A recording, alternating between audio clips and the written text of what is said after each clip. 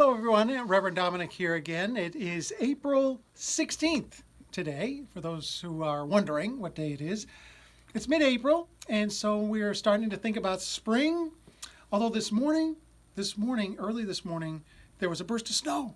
I couldn't believe it, there was a burst of snow. But it is spring, and so we're starting to think about gardens and planting and new life coming in the trees and landscapes around us. We're starting to think about Earth Day, which comes up on April 22nd.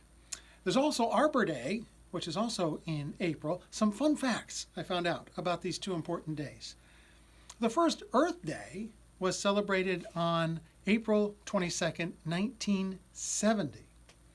It really began the environmental movement in this country. It actually predates the Environmental Protection Agency in the federal government. It brought people together for the first time to care about the environment.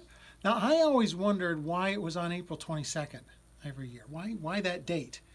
Turns out that date was suggested by Wisconsin Senator Gaylord Nelson in 1970 because it corresponded with college spring breaks. And he wanted as many people as possible available to participate in rallies and marches. Arbor Day is much older. That was started in 1872, not long after the Civil War. And it began in Nebraska by the Board of Agriculture there to get people's help in repopulating the trees in that state. And 15 years later, it was a national day to do the same thing everywhere. The day in April for Arbor Day is decided by each state based on their climate for planting trees. Most states, though, have folded it together with Earth Day on the 22nd. The United Church of Christ has long sought to uplift Earth Day as a way to move our environmental ministries forward. This year, though, there seems to be a special emphasis on Arbor Day. Why? Well, for biblical reasons, really. The church is encouraging tree planting as a means of building hope.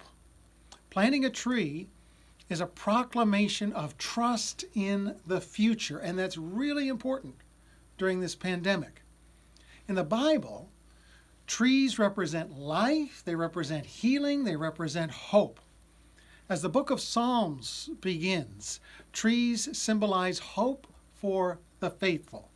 Those who hold fast to the life of faith are those like trees planted by streams of water, which yield their fruit in due season, and their leaves do not wither.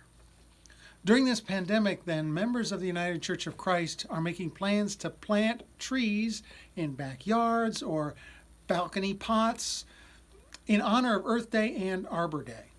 And I want to encourage you to do the same thing. Garden centers and nurseries, it turns out, are still open for curbside orders. Now, you may not be in a position to plant a tree, but think about planting something. It could be a tree. It could be a bush. It could be something as simple as an indoor house plant. And those are available, by the way, usually available anyway, at grocery stores in their nursery or their flower section of the grocery store. It's very satisfying to plant something because you're participating, when you do that, you're participating in new life. You're nurturing something that will grow. You're investing in the future. You're making a statement about your trust in God and your trust in the days to come. Give it some thought. It's something that will not only brighten your day, but can also be a prayerful act of faith as well. That's all for now. Thanks for watching. And until next time, I wish you all the best.